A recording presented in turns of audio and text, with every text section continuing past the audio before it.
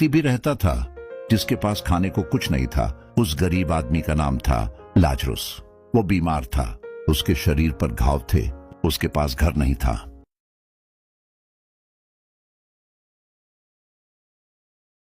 उसकी आंखें बंद हुईं।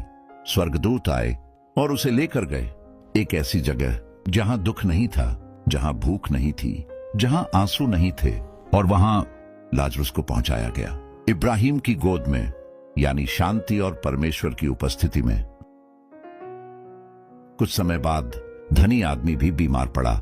उसके पास सब कुछ था, लेकिन उसका शरीर कमजोर था। सेवक दौड़े, वैद्य आए, दवाइयां आई, लेकिन मौत किसी के लिए नहीं रुकती। और फिर धनी आदमी ने भी अपनी आखिरी सांस ले ली। उसका अंतिम संस्कार भव्य था। लोग रो रहे थे, मगर शायद वो रो रहे थे उसके धन के लिए, उसकी आत्मा के लिए नहीं। लेकिन कहानी यहीं खत्म नहीं होती।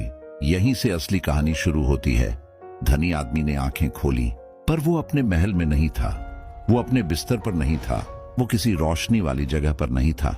वो था पीड़ा की जगह में, जहां आग थी, जहां डर था, जहां अकेलापन था। धनी आदमी घबराकर इधर उधर देखता है और दूर उसे कुछ दिखाई देता है। धनी आदमी ने देखा, दूर एक चमकदार रोशनी है, और उस रोशनी में इब्राहिम है और उनके पास लाजरुस बैठा है।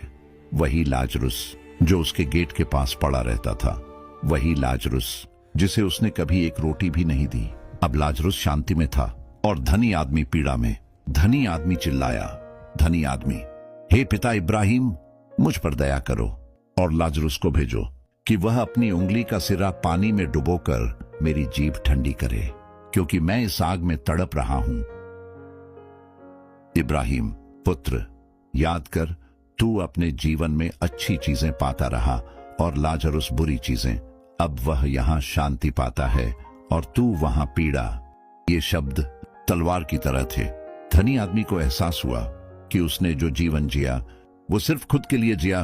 उसने भूखे को नहीं देखा, उसने दुखी को नहीं संभाला, उसने जरूरतमंद को बेकार समझा, और अब वो उस जगह था जहां धन काम नहीं करता। धनी आदमी रोता है, धनी आदमी, पिता इब्राहिम, बस थोड़ा सा पानी, बस एक बूंद। इब्राहिम, और इसके अलावा हमारे और तुम्हारे बीच एक बड़ी खाई ठहरी हुई है। जो यहां से तुम्हारे पास जाना चाहें वे जा नहीं सकते, और जो वहां से यहां आना चाहें वे आ नहीं सकते। ये बात सुनकर धनी आदमी कांप गया, क्योंकि अब उसे समझ आया कि अब देर हो चुकी है। यहां कोई दूसरा मौका नहीं।